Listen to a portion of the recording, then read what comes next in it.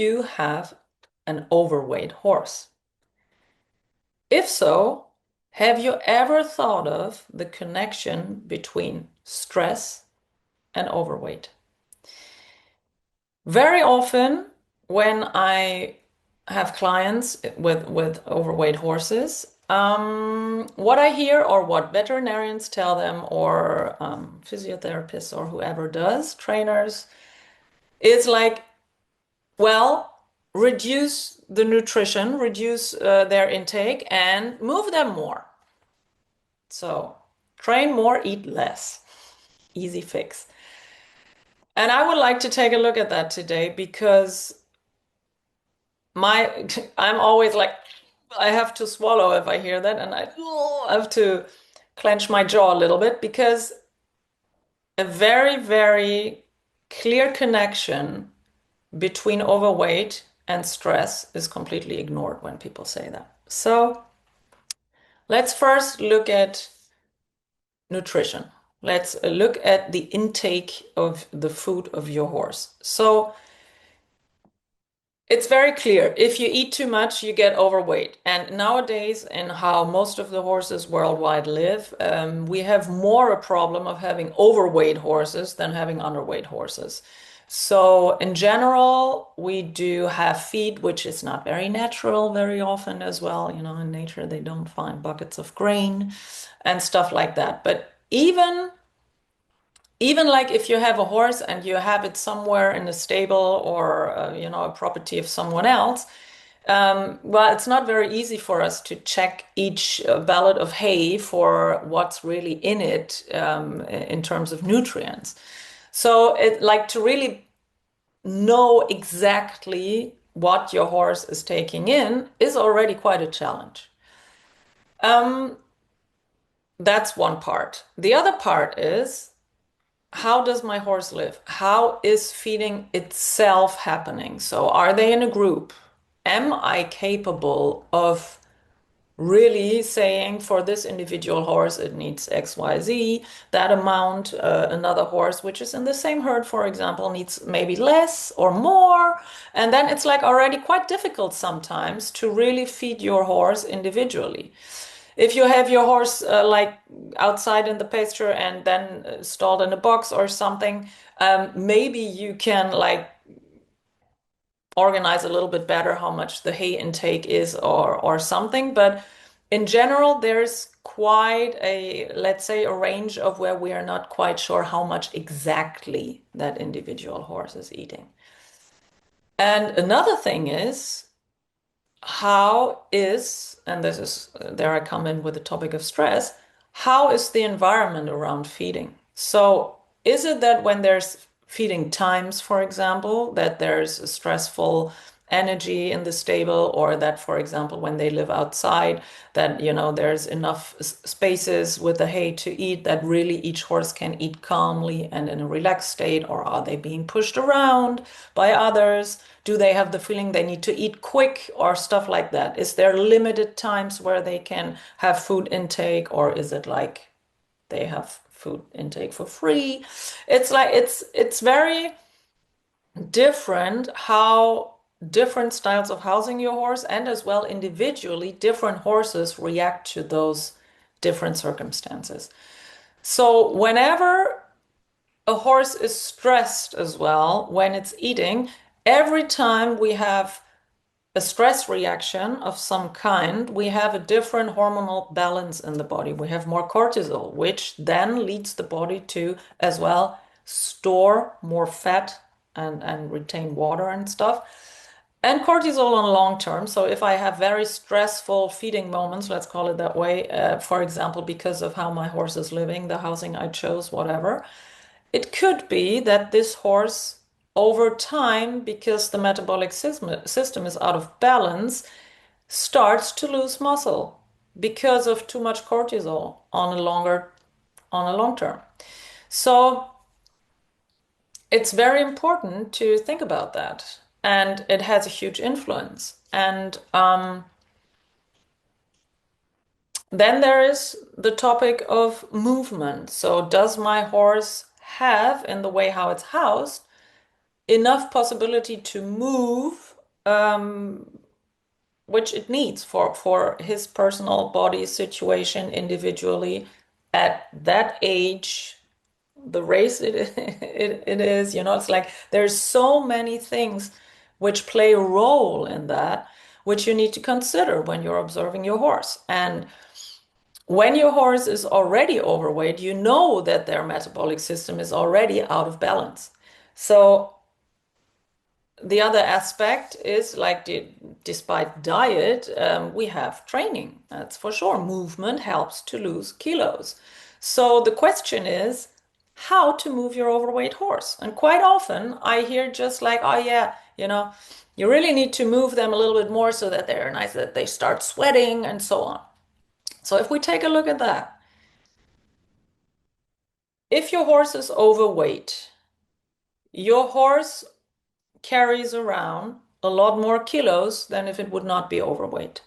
Moving with more weight is causing more stress on the body in general. I think this is like, we don't even need to discuss about that. But what you need to consider is that if your horse has fat, it doesn't only have fat on the outside, which we see, like the mane where we can feel like, ooh, the neck under the mane is getting really hard or stuff like that, or like where are the ribs? Are there even ribs under here? This type of body fat is very obvious to us. Which is less obvious to us is the visceral fat. And the visceral fat is really organ fat. It is inside of the body. If you think of the body as a volume, as a space, where there are organs in it, which in their natural way they move a little bit in their spaces. When the horse is moving, they need to move around a little bit. The fascia between like keeps them nicely in space, but the connective tissues, but it slides. It's like it's nice and easy. And when there's fat in there, and each horse which is overweight has visceral fat as well,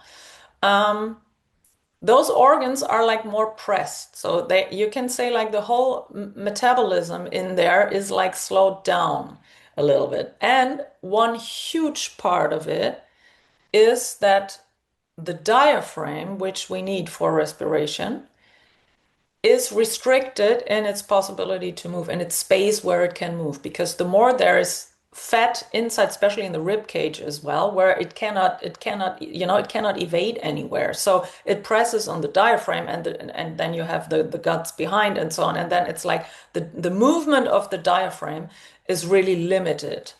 So, and then there comes someone giving the good advice, like just go in the round pen and let them run a little bit, until they're sweating and so on.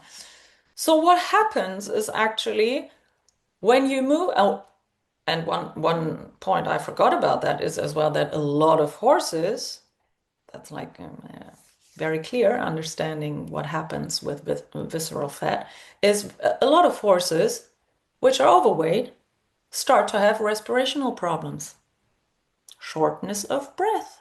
And when you have shortness of breath, you're not breathing very well, so you attract other things to your respiratory tract as well. So when we take this overweight horse and just say, go run, what happens is actually that very, very quickly, because this horse has less oxygen intake because its diaphragm can fill the lungs less with a lot less of volume of air. So the oxygen which each cell in our body needs to have a healthy metabolism is just not there. It doesn't come in. It's limited. So what happens is that very, very quickly from aerobic training, you get to anaerobic training. And that means your body will store a lot more, produce more waste products, first of all, and then afterwards have more waste to get rid of than it had already before, which is already overweight. It has already a lot of waste it couldn't rid itself of. So just putting your horse in there and saying run is first putting a bunch of stress on your poor overweight horse, who is already carrying around these kilos each day, the whole time, which is stressful and it demands a lot from the body to carry that extra weight around. It is short in breathing, and then you make it run. So you create a psychological stress and you create metabolic stress. And this is something which will keep you in a downward spiral and your horse in a downward spiral. So, so what do we do? Because to a certain degree, we must on long term, excuse me, we must on long term create muscle to be able to have this tissue which helps us really like regenerate and which helps us really like use this stuck sluggish waste in the body and to help it to move out. How do we get there? What can we do? Because it kind of once the metabolic system is so much out of balance, it is a metabolic system under permanent stress. This is what we need to be aware of. Um, so what can you do? First thing you can do is really, really look at your everyday life, like how is my horse behaving and how is it feeling in the way it is housed? Where are maybe stress sources which I was not aware of? Where is does my horse seem to have stress? Where does it seem to be overly tired, which is as well a sign of stress? And all these things. So how does the housing really fit my horse?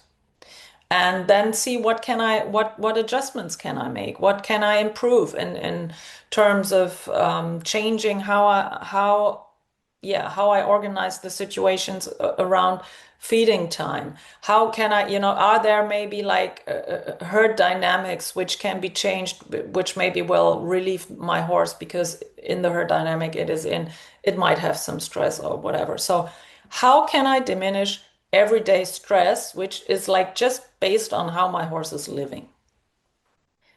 Then, secondly, I would always recommend to ask a professional to give nutritional advice for your horse.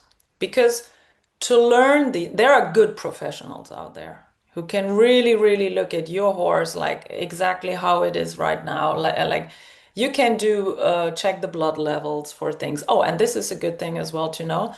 Because there's a lot of people who come to me and you say, oh yeah, but I did the blood levels and the results were all fine.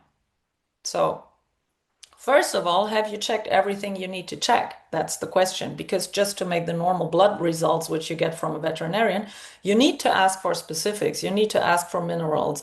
You need to ask for all these little elements which the body needs. And you need to know as well, and this is why I would always go and ask a good professional to do such a thing for you, how these different nutrients act in relation to one another and how their percentage to one another has to be and so on for a metabolic system to be able to function in a balanced state. Because sometimes you have overweight as well because of lack of things. So we always think, oh, overweight is always too much, so let's just reduce and that's good. Sometimes it counts for us as well, but for horses, they are overweight because they are lacking something in their nutrition. So they are not capable of making the metabolic system work how it should be working. So ask a professional to do those things for you. I really like look at what can I do in really improving and optimizing the nutrient intake of my horse and the amount of feeding it really needs in this moment where we're at right now. That's another thing to do.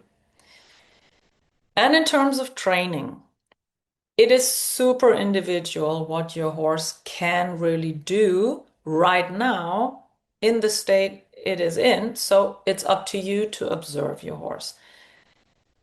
Check the respirational rate of your horse. Like really look at when does shortness of breath start. So maybe the state your horse is in, if it's really very overweight, is like for now, you just go out and walk it on a lead rope and you start walking faster, slower, faster, slower, just to check like how much can my horse really do before going in a stress mode, before like really recognizing signs of your horse, shortness of breath, like, I mean, stress signs from the mimic and so on.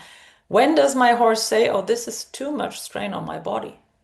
Because the body to get back to balance, you cannot put it even more in a stress metabolism. You see? So when your horse has adapted to a walking thing, maybe you do like very short moments of trot, just short intervals, always giving time for the respiratory rate to recover so that you're sure you stay in the aerobic training and you're not overcharging your horse's metabolic system even more than it is already overcharged now. And for that as well, I would recommend ask someone who knows how to do that, how much you can really do. Make a plan and how you little by little add to the exercise. Like make a plan how to get out of there. Um, there is a lot you can do, and I know it's quite a frustrating subject if you have such an overweight horse, because you feel kind of a little bit helpless and you want, I think all of us would prefer a quick fix, and there isn't. So give yourself and your horse the time and the energy to really like assess the situation, looking at all the factors involved, and really try to figure out how can I reduce stress and how do my positive actions, like thinking about the nutrition and the training in a different way, where might they stress my horse more than they are actually helpful for really dieting my horse in a healthy and fair way to get back to health. So good luck with the weight loss of your horse.